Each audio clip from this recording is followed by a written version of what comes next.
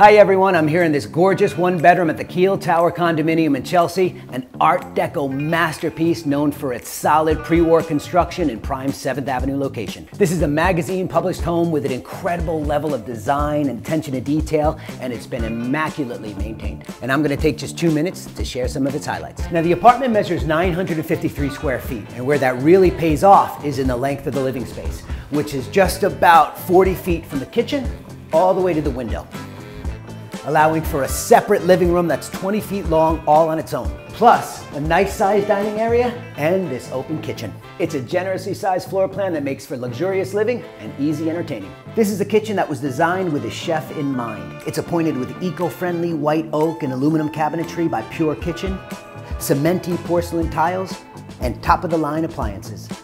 On the other side of the apartment is the bedroom, and it's one that is bright, private, and peaceful.